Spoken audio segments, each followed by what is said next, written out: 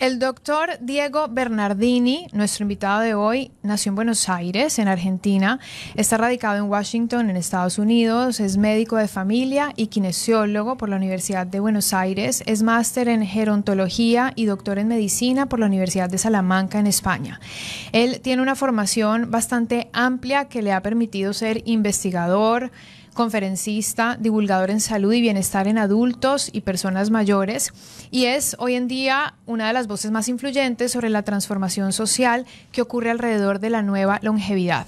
Hemos conversado con él antes en Nuestra Lupa, hemos tenido la fortuna de conocerlo y de hablar con él alrededor de lo que viene después de esa segunda mitad de los 50.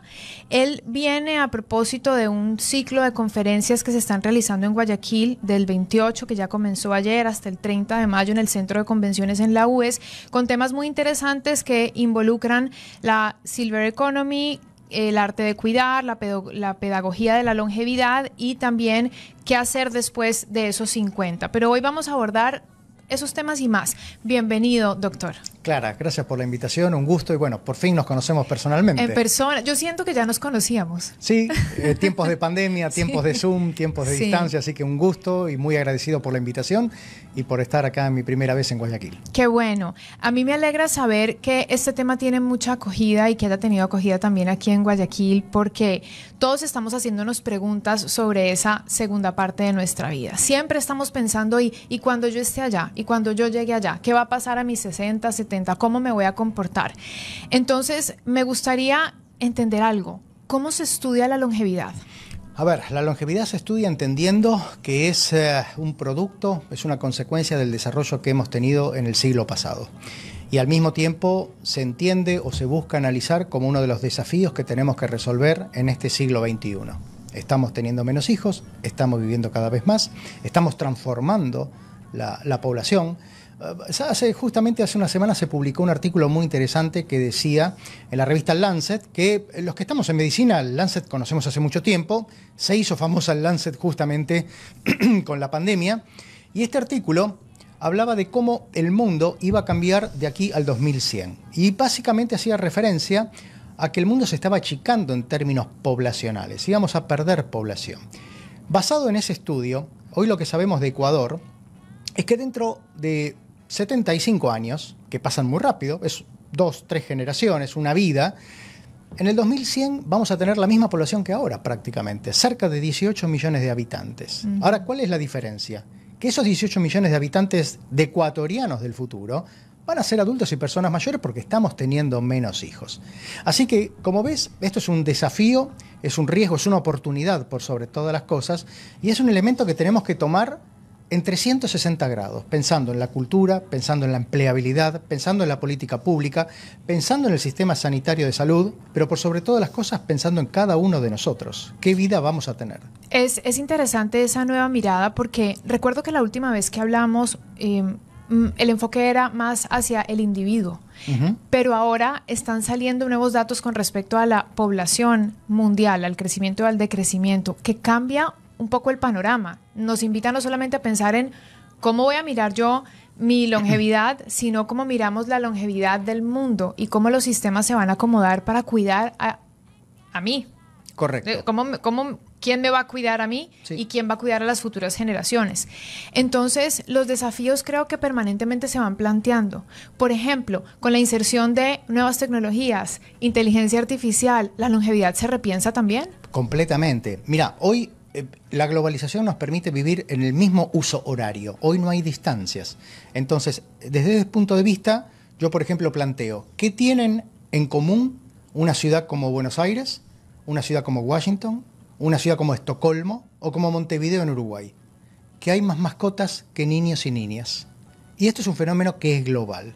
O sea, hoy tenemos oportunidades, estamos viendo lo que ocurre con la economía de la longevidad, con todos esos servicios que se van a necesitar para un grupo de la población que habitualmente lo que te decían era, usted se jubiló y se retira a su casa y además le regalamos la etiqueta de abuelo, aunque no sabemos si tiene nietos, ¿de acuerdo?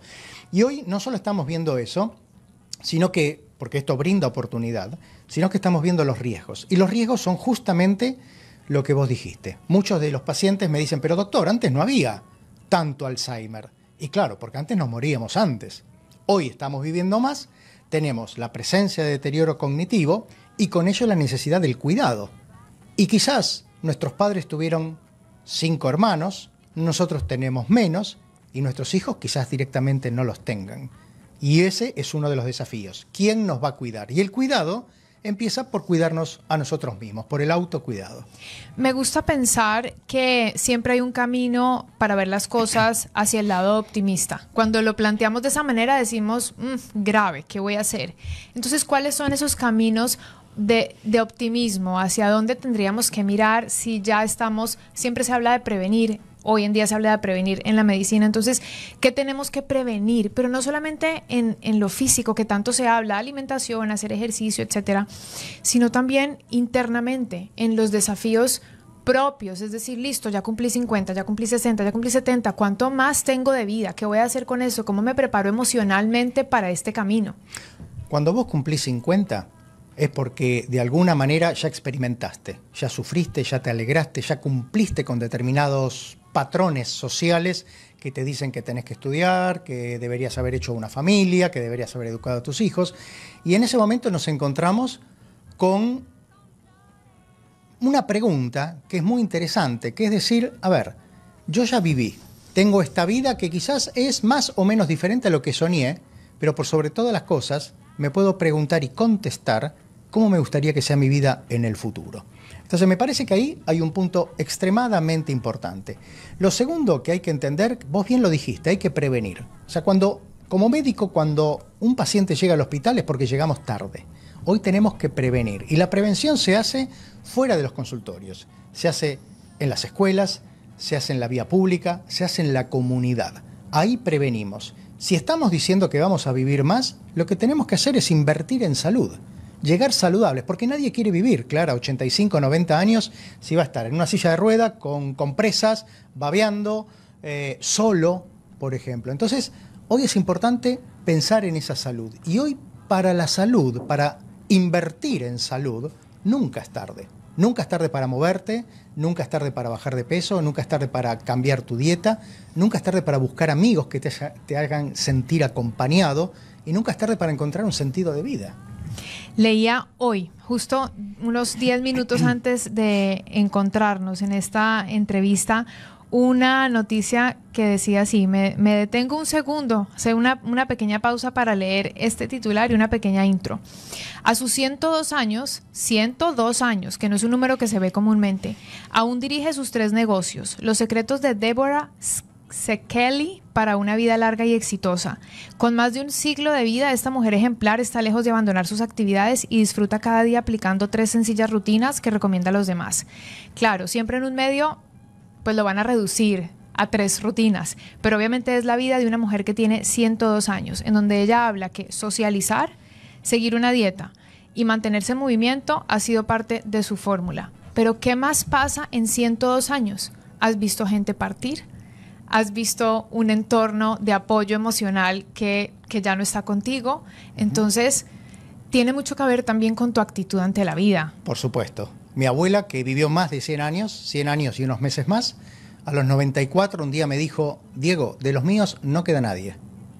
Entonces, esa es la gran pregunta que tenemos que hacernos. Sobre todo cuando, por cuestiones muchas veces comerciales, porque muchas veces tratamos de romantizar el paso del tiempo, que es algo muy complejo, es algo muy difícil, especialmente para las mujeres en Occidente, donde va tanto de la mano de la estética. Cumplir años es algo muy complejo.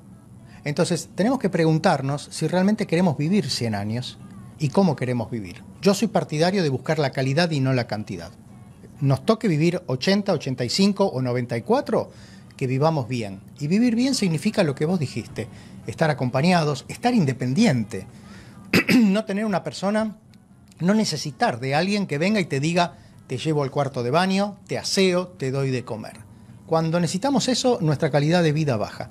Entonces me parece que tenemos que buscar la calidad y no tanto la cantidad. Si te toca vivir 102 años, como ella, y te doy un dato, aquí en Ecuador se calcula que hay más de 1.500 personas centenarias, o sea, de 100 años o más.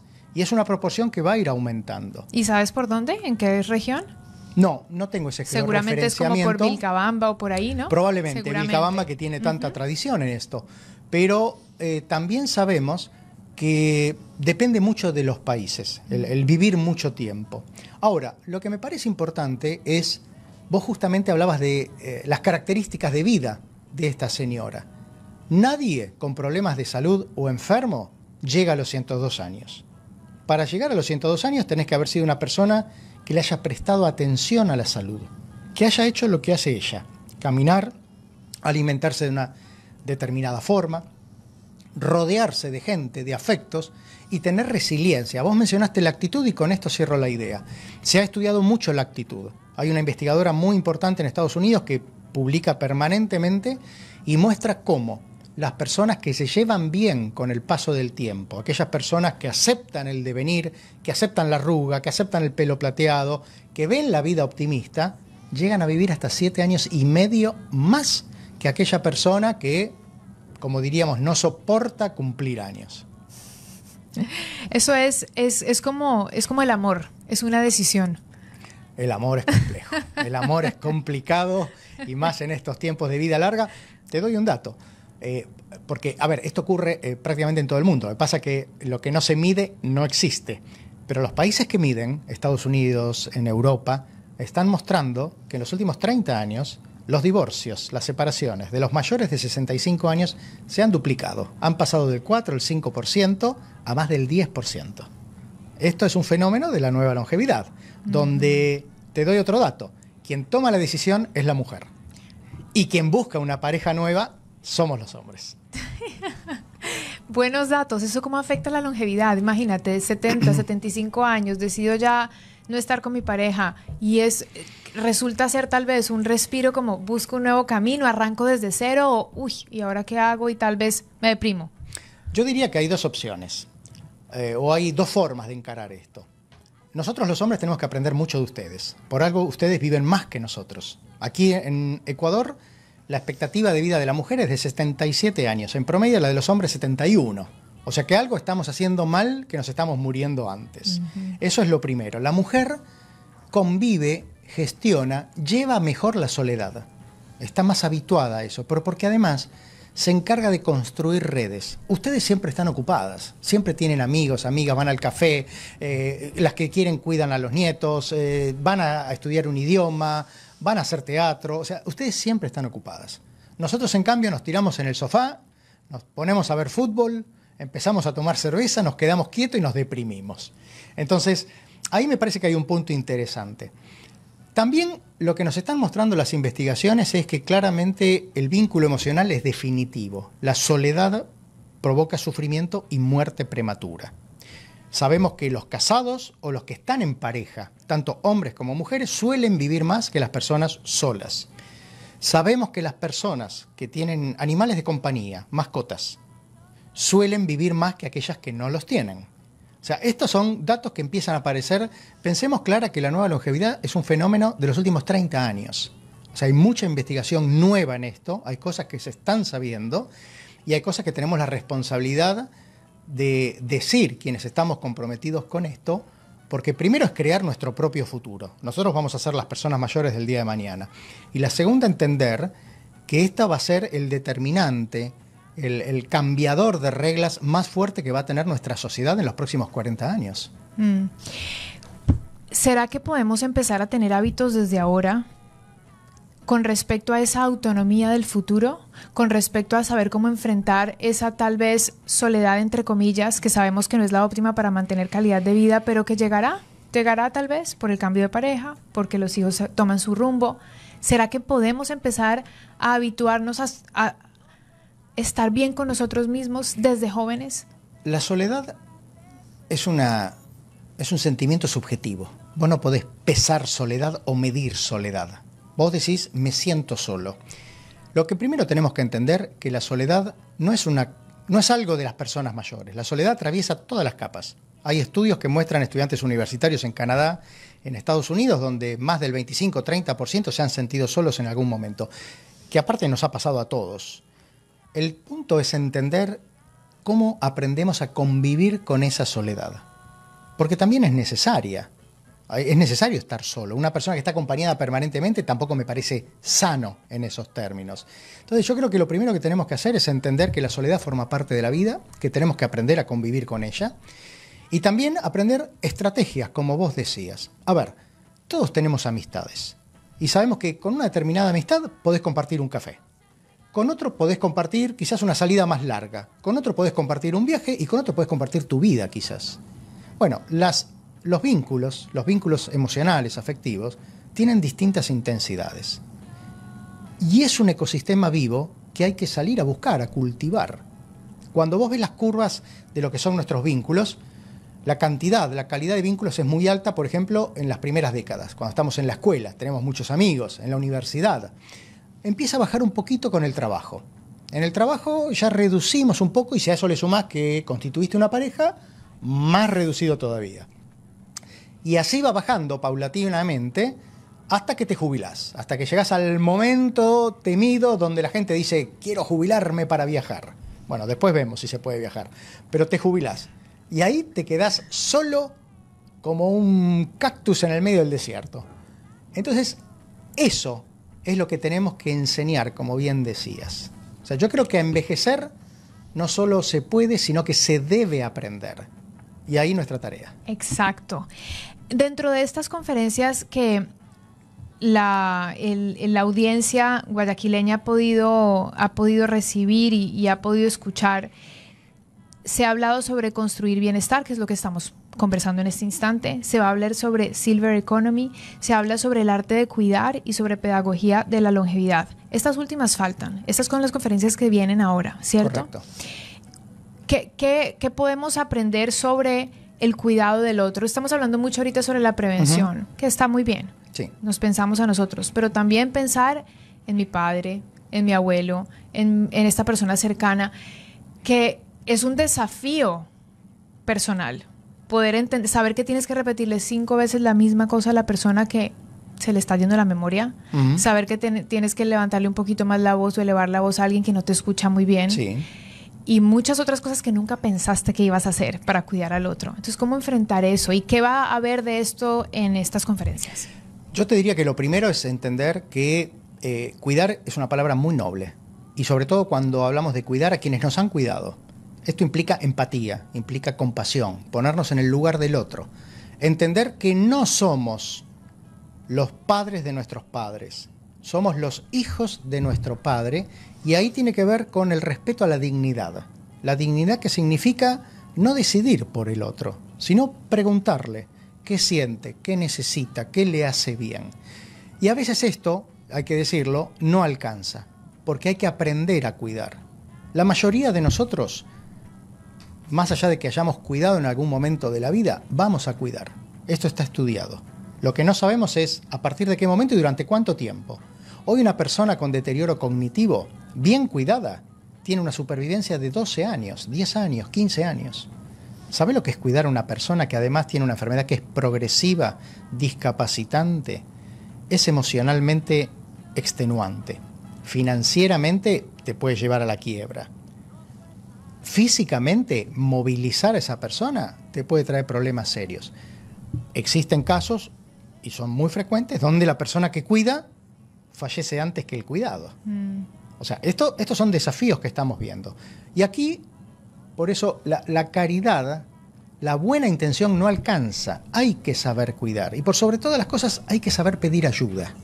Uno no está solo en esto. A pesar de que, como a veces te digan, somos 4 hermanos, pero hay 3 que viven afuera y... Siempre hay uno. Exacto, siempre hay uno. Claro. La importancia nuestra, como médicos, como personas que estamos con este tema, es entender, digamos, los distintos roles, identificar los roles para entonces poder repartir tareas. ¿Y será que eso lo podemos negociar desde antes? Como tú te encargas de esto, tú vas a hacer y sí. ¿Se ha estudiado? ¿Se logra? Es muy difícil porque cuidar cada persona es completamente diferente a la otra. No hay 2 personas iguales desde el punto de vista del cuidado.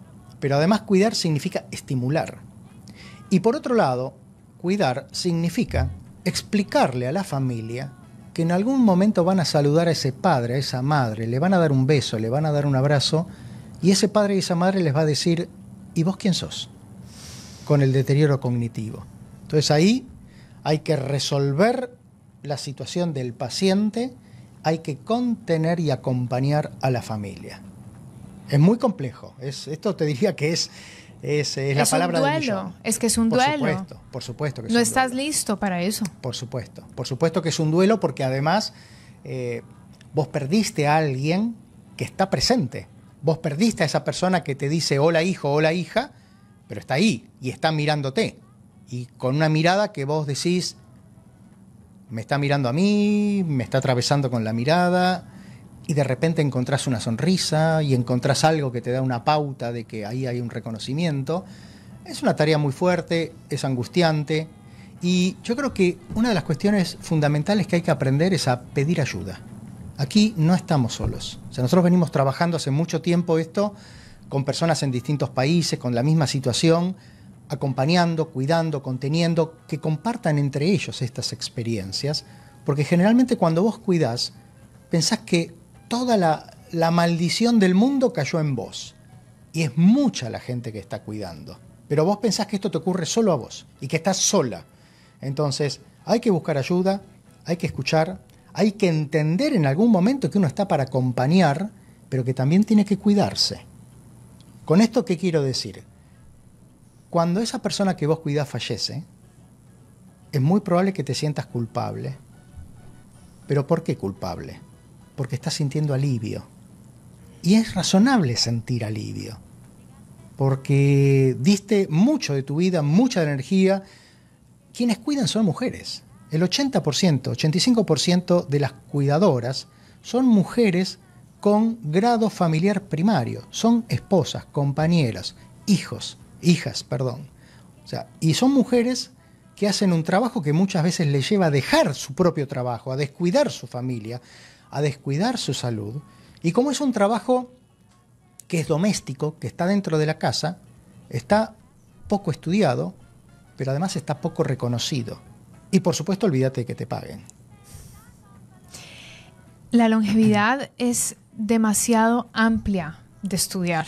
Hemos hablado en 20 minutos sobre la prevención, sobre el cuidado de cada individuo, sobre la búsqueda de la autonomía, sobre la soledad, sobre qué pasa después de los 50, sobre la jubilación, que no hice énfasis porque nos podemos ir media hora más y aquí no me lo van a permitir.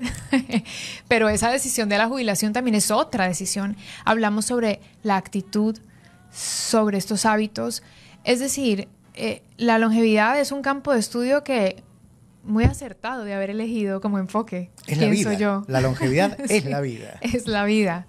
Bueno, me gustaría, porque ya tenemos que cerrar la conversación, no la quiero cerrar, pero lo sé que lo tengo que hacer, me gustaría que pudiera nuestra audiencia sentirse invitada a estos espacios de conferencia, entonces sí, nos vamos a encontrar hoy, día miércoles y mañana jueves en el auditorio de la UES a las 5 de la tarde.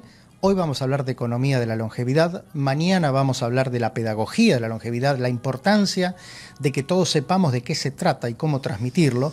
Y mañana mismo también por la mañana, ahí en la UES, vamos a tener una especie de desayuno de trabajo donde vamos a hablar del cuidado.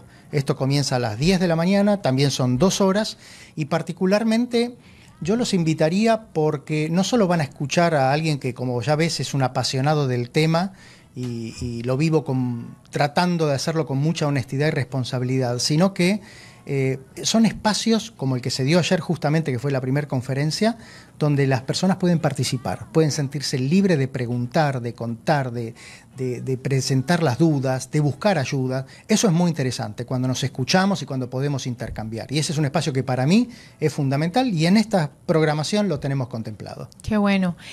¿Las personas pueden inscribirse y asistir? Sí, todavía hay espacio. Muy bien. Entonces, ¿a quién tienen que contactar? A Guiarte, me parece que tengo un correo, ¿cierto? Y un WhatsApp. Me voy a dar la libertad de compartirlo. El WhatsApp, porque sé que hay personas que seguramente lo estarán consultando, es el 096-893-2568. Y como no es fácil de recordar, me pueden escribir aparte a mí, luego yo se los doy. y va a quedar grabado en nuestro programa también. Ustedes saben, en el canal de YouTube de La Lupa lo pueden volver a escuchar toda la entrevista y tener este medio de contacto. Hay un correo que es info.guiarte.es@gmail.com y también están las redes sociales de Guiarte, que es guiarte.es.